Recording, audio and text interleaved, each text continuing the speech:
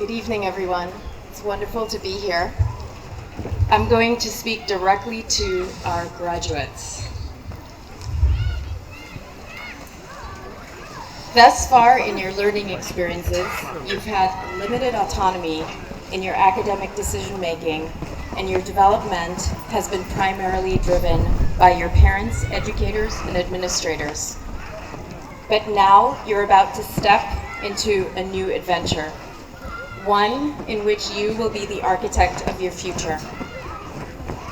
This will not by any means be easy, and while the preparation you have had thus far was sufficient, it will not be necessary.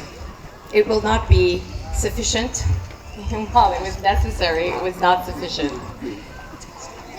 You are now at a new stage with new milestones to achieve. You will face a future filled with uncertainty, and you will need to stay relevant and resilient in the face of a constantly changing environment. How you react and adapt to the world around you will be of critical importance.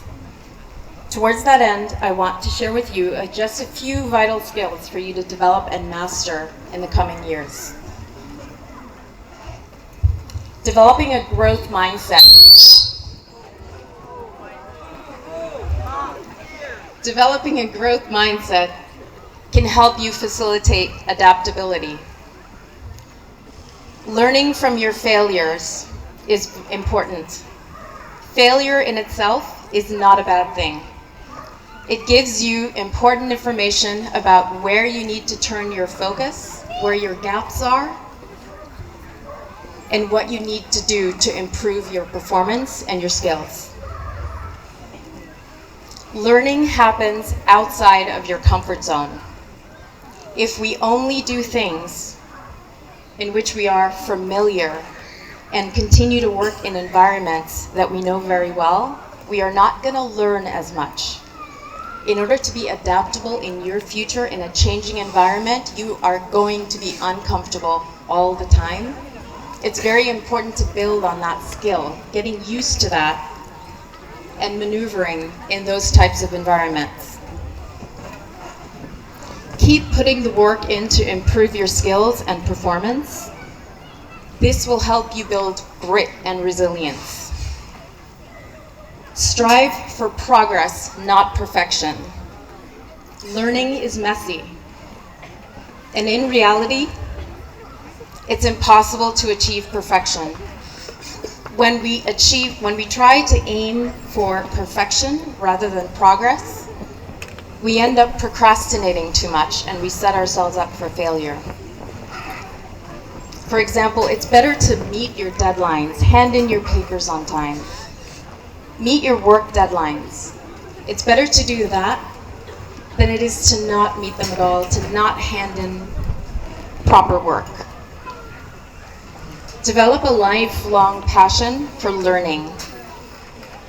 Whether you spend the next few years learning in an academic environment or whether you begin an internship or entrepreneurship in the professional world, you will need to be an effective and efficient learner.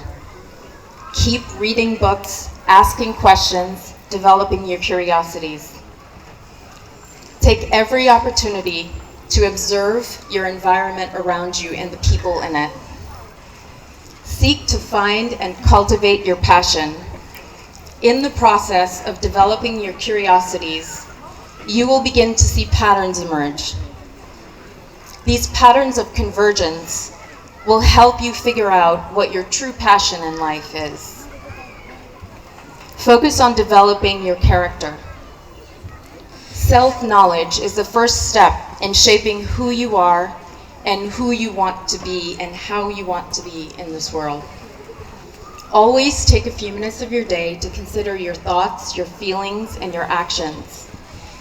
Give yourself an evaluation of your own behavior and your own performance just as you would another.